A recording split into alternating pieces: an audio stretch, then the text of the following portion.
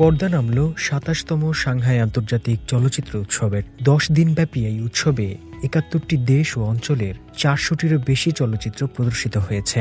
সাংহাইয়ের ৪৩টি প্রেক্ষাগৃহে দেখানো হয় এসব চলচ্চিত্র। এবারের উৎসবের প্রধান আকর্ষণ ছিল golden goblet awards ২০২৫, China film and TV night ও belt and road film week. এবারের উৎসবে পরিবহন, আবাসন, খাদ্য, পর্যটন এবং খুচরা ব্যবসা সহ বিভিন্ন খাতে ব্যাপক অর্থনীতি আরও চাঙ্গা হয়েছে, যা সাংহাইয়ের সৃজনশীল এবং পর্যটন খাতের জন্য একটি চালিকা শক্তি হিসেবে কাজ করেছে। এবারের উৎসবে কিরগিজস্তানের চলচ্চিত্র black red yellow golden goblet পুরস্কার অনুষ্ঠানে সেরা ফিচার ফিল্ম হিসেবে স্বীকৃতি পেয়েছে। এবছরের গোল্ডেন গবলেট পুরস্কারের প্রতিযোগিতা বিভাগ ছিল ৫টি। মূল প্রতিযোগিতা এশিয়ার নতুন প্রতিভা, ডকুমেন্টারি, অ্যানিমেশন এবং স্বল্পদৈর্ঘ্য চলচ্চিত্র। চূড়ান্ত নির্বাচনের পর ২৮টি দেশ ও অঞ্চলের মোট ৪৯টি চলচ্চিত্র এবছরের পুরস্কারের জন্য সংক্ষিপ্ত তালিকায় স্থান পায়।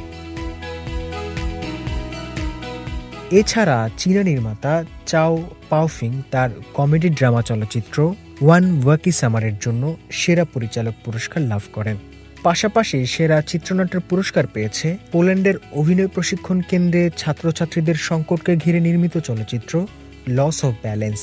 অন্যদিকে চীন ও ফ্রান্সের যৌথ প্রযোজনায় নির্মিত মাই ফাদার্স সন্স পেয়েছে বিশেষ শিল্পকৃতি পুরস্কার।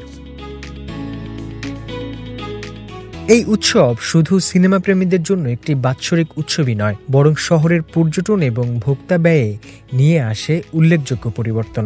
চলতি মাসের ১৩ জুন থেকে ২২ জুন পর্যন্ত অনুষ্ঠিত এই উৎসবে সাংহাইয়ের বিভিন্ন শপিং মলে দেখা যায় দর্শনার্থীদের ভিড়, যেখানে তরুণ এবং আন্তর্জাতিক পর্যটকদের উপস্থিতি ছিল চোখে পড়ার মতো।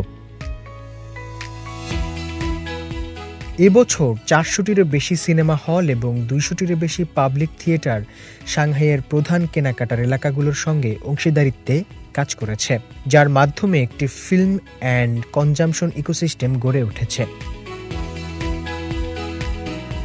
সাংহাই আন্তর্জাতিক চলচ্চিত্র উৎসব শুধু সংস্কৃতি নয়, অর্থনীতিতেও ইতিবাচক প্রভাব ফেলেছে বলে মনে করেন সংশ্লিষ্টরা। হোসনে মোবারক সৌরভ, সিএমজি বাংলা।